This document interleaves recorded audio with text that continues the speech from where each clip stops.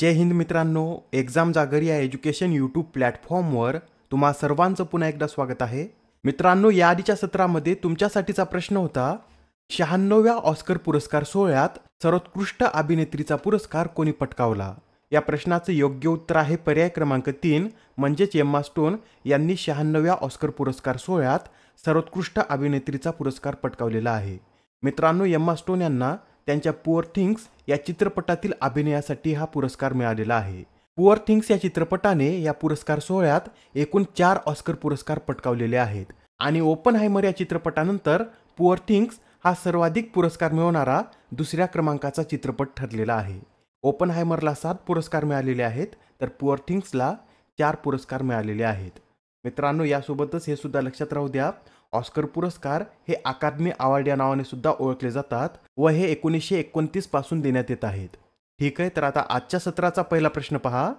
केंद्रीय दक्षता आयोगावर दक्षता आयुक्त म्हणून कोणाची नियुक्ती करण्यात आली?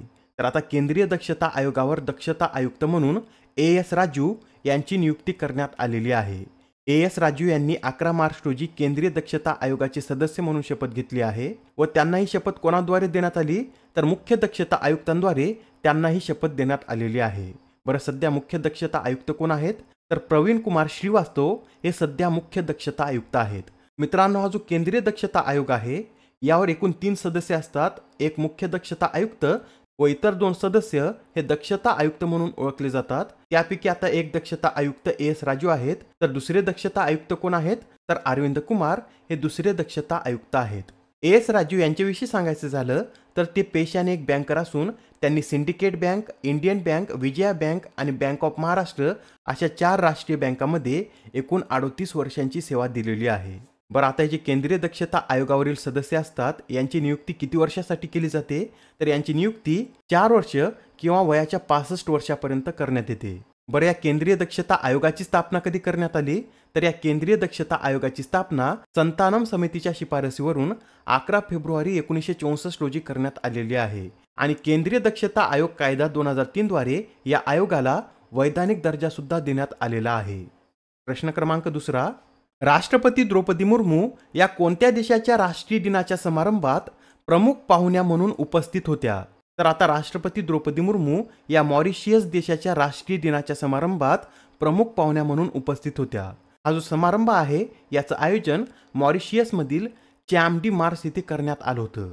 मित्रांनो, मॉरिशियस या देशावर सुद्धा भारतासारखीच ब्रिटिशांची सत्ता होती आणि मॉरिशियस हा देश 12 मार्च 1968 रोजी स्वतंत्र झालेला आहे. त्यासाठी मॉरिशियसमध्ये दरवर्षी 12 मार्च रोजी हा समारंभ आयोजित करण्यात येतो व यावेळेस या समारंभाच्या मुख्य पाहुण्या या राष्ट्रपती द्रौपदी मुर्मू होत्या. या भेटीदरम्यान राष्ट्रपती द्रौपदी मुर्मू यांनी मॉरिशियसचे पंतप्रधान जुगन्नाथ यांना रुपे कार्ड भेट दिलेला आहे. प्रश्न क्रमांक 3. आंतरराष्ट्रीय जाहिरात संघटनेद्वारे IAA गोल्डन कंपास पुरस्काराने कोणाला सन्मानित करण्यात आले? तर आता हा जो IAA गोल्डन कंपास पुरस्कार आहे या पुरस्काराने श्रीनिवास स्वामी यांना सन्मानित करण्यात आलेला आहे. श्रीनिवास स्वामी हे RK स्वामी लिमिटेडचे अध्यक्ष आणि व्यवस्थापकीय संचालक असून हा पुरस्कार मिळवणारे ते पहिलेच भारतीय औद्योगिक नेते ठरलेले आहेत. हा जो पुरस्कार आहे हा पुरस्कार त्यांना मलेशियामध्ये आयोजित 45व्या IAA वर्ल्ड काँग्रेसमध्ये प्रदान करण्यात आला आहे. या पुरस्काराने कोणाला सन्मानित केलं जातं? तर मार्केटिंग, जाहिरात आणि मीडिया इंडस्ट्रीच्या क्षेत्रात महत्त्वपूर्ण योगदान देणाऱ्या दिग्गजांना या पुरस्काराने सन्मानित केलं जातं व यंदाचा हा पुरस्कार श्रीनिवासन स्वामी यांना मिळालेला आहे. बरं, या आंतरराष्ट्रीय जाहिरात संघटनेची स्थापना कधी करण्यात आली होती? तर 1938 मध्ये याची स्थापना करण्यात आली आहे आणि या संघटनेचं मुख्यालय USA मधील न्यूयॉर्क येथे स्थित आहे. मित्रांनो, याआधी सुद्धा काही महत्त्वपूर्ण पुरस्कार देण्यात आले आहेत, ते सुद्धा आपण एकदा रिवाईज करून घेऊया. तर पहा, इरास्मस पुरस्कार 2024 ने अमिताभ घोष यांना सन्मानित करण्यात आलेला आहे. ब्रिटनच्या सर्वोच्च पुरस्कार नाइटहुडने सुनील भारती मित्तल यांना सन्मानित करण्यात आलेला आहे.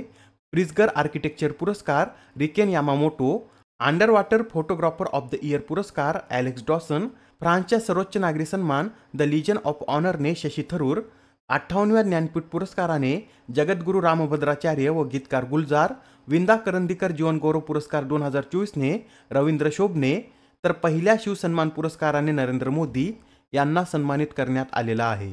प्रश्न क्रमांक 4. पंतप्रधानांच्या हस्ते उद्घाटन करण्यात आलेले कोचरब आश्रम कोणत्या राज्यात स्थित आहे? तर मित्रांनो, हा जो कोचरब आश्रम आहे हा गुजरात या राज्यामध्ये स्थित असून नुकताच या आश्रमाचा पुनर्विकास करण्यात आलेला आहे व या पुनर्विकसित आश्रमाचे उद्घाटन पंतप्रधान नरेंद्र मोदी यांनी केलेलं आहे। या उद्घाटनाबरोबरच पंतप्रधान नरेंद्र मोदी यांनी गांधी आश्रम स्मारकाच्या महायोजनेची सुद्धा सुरुवात केली आहे। हा जो कोचरब आश्रम आहे याची स्थापना कधी करण्यात आली होती? तर गांधीजींनी दक्षिण आफ्रिकेतून परतल्यानंतर 25 मे 1915 रोजी या कोचरब आश्रमाची स्थापना केली होती आणि गांधीजींनी भारतात स्थापन केलेला हा पहिलाच आश्रम आहे। लक्षात ठेवा, कोचरब आश्रम हा गांधीजींनी भारतात स्थापन केलेला पहिलाच आश्रम असून याची स्थापना 25 मे 1915 रोजी करण्यात आली होती आणि त्यानंतर 17 जून 1917 रोजी या आश्रमाला साबरमती नदीच्या काठावर स्थलांतरित करण्यात आलं होतं। प्रश्न क्रमांक 5, सिप्रीच्या आकडेवारीनुसार कोणता देश हा जगातील सर्वात मोठा शस्त्रास्त्र आयात करणारा देश ठरला आहे? तर सिप्री या संघटनेद्वारे एक अहवाल प्रकाशित करण्यात आला असून भारत हा जगातील सर्वात मोठा शस्त्र आयात करणारा देश ठरलेला आहे। भारताच्या आयातीत 2014-18च्या तुलनेत 2019-23 मध्ये एकूण 4.7% इतकी वाढ नोंदवण्यात आलेली आहे आणि आता सुद्धा रशियाच हा भारताचा मुख्य शस्त्रास्त्र पुरवठादार देश आहे। पण मित्रांनो, रशियाकडून होणाऱ्या शस्त्रास्त्रात प्रथमच घट झाली आहे। याआधी भारत 50% शस्त्रास्त्रे रशियाकडून घेत असे, पण आता यात घट होऊन भारत सध्या 36% शस्त्रे हे रशिया या देशाकडून आयात करत आहे। बरं, भारतानंतर सर्वाधिक शस्त्र आयात करण्याच्या बाबतीत दुसऱ्या क्रमांकावर कोणता देश आहे? तर यामध्ये सौदी अरेबिया दुसऱ्या क्रमांकावर आहे, कतार तिसऱ्या, युक्रेन चौथ्या, तर पाकिस्तान हा देश यामध्ये 5व्या क्रमांकावर आहे। बरं, ही जी सिप्री संघटना आहे याचं मुख्यालय कुठे स्थित आहे? तर सिप्रीचे मुख्यालय ही स्वीडनची राजधानी स्टॉकहोम येथे स्थित आहे। नेक्स्ट क्वेश्चन पहा, आरोग्य आणि वैद्यकीय क्षेत्रातील अतुलनीय कामगिरीसाठी यंदाचा यशवंतराव चव्हाण राष्ट्रीय पुरस्कार कोणाला जाहीर झाला आहे? तर आता आरोग्य आणि वैद्यकीय क्षेत्रातील अतुलनीय कामगिरीसाठी यंदाचा यशवंतराव चव्हाण राष्ट्रीय पुरस्कार हा डॉक्टर सौम्या स्वामीनाथन यांना जाहीर झालेला आहे। सौम्या स्वामीनाथन या एक प्रसिद्ध बालरोग तज्ज्ञ असून क्षयरोग आणि HIV रोगावरील संशोधनातही त्यांचे महत्त्वपूर्ण योगदान आहे। त्यांनी 2019 ते 2022 या काळात जागतिक आरोग्य संघटनेत मुख्य शास्त्रज्ञ म्हणून देखील कार्य केलेलं आहे। हा जो यशवंतराव चव्हाण राष्ट्रीय पुरस्कार आहे हा पुरस्कार यशवंतराव चव्हाण यांच्या स्मृतिप्रित्यर्थ 1995 पासून देण्यात येत आहे। आता हा प्रश्न पहा, यात काय विचारला आहे? तर आशिया पॅसिफिक प्रदेशातील सर्वोत्कृष्ट विमानतळ हा किताब कोणत्या विमानतळाला देण्यात आला? तर आता आशिया पॅसिफिक प्रदेशातील सर्वोत्कृष्ट विमानतळ हा किताब भारताच्या इंदिरा गांधी आंतरराष्ट्रीय विमानतळाला देण्यात आलेला आहे। या इंदिरा गांधी आंतरराष्ट्रीय विमानतळाने हा किताब सलग 6व्यांदा मिळवलेला आहे आणि हा किताब या विमानतळाला 40 दशलक्ष क्षमतेच्या विमानतळाच्या श्रेणीत सर्वोत्तम प्रवासी सेवा उपलब्ध करून देण्यासाठी देण्यात आला आहे। प्रश्न क्रमांक 8, लष्कराच्या तिन्ही दलाद्वारे संयुक्तपणे भारत शक्ती या लष्करी सरावाचे आयोजन कोठे करण्यात आले? तर लष्कराच्या तिन्ही दलांद्वारे संयुक्तपणे भारत शक्ती या लष्करी सरावाचे आयोजन राजस्थानमध्ये करण्यात आलेलं आहे। 12 मार्च रोजी हा लष्करी सराव सुरू झाला असून याचं आयोजन राजस्थानमधील पोखरण रेंजमध्ये पार पडलेलं आहे।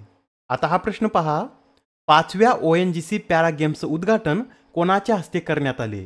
तर आता जे 5वे ONGC पॅरा गेम्स आहेत याचं उद्घाटन हरदीप सिंग पुरी यांच्या हस्ते करण्यात आलं होतं व या ज्या स्पर्धा आहेत या 8 ते 10 मार्च दरम्यान आयोजित करण्यात आल्या होत्या। आजच्या सत्रामधील शेवटचा प्रश्न पहा, यंदाचा धूम्रपान निषेध दिवस कधी साजरा करण्यात आला? तर आता 2024चा धूम्रपान निषेध दिवस हा 13 मार्च रोजी साजरा करण्यात आलेला आहे।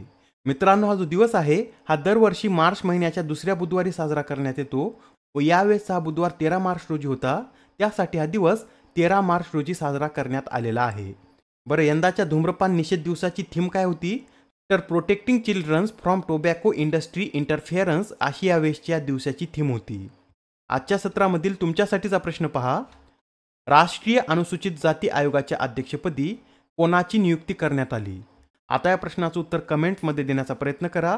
उत्तर चुकलं तरी काय हरकत नाही, कारण ज्यावेळेस तुम्हाला या प्रश्नाचं योग्य उत्तर माहीत होतं त्यावेळेस हा प्रश्न तुमच्या दीर्घकाळापर्यंत लक्षात राहतो। तर आता पुढच्या सत्रामध्ये पुन्हा भेटूया। धन्यवाद।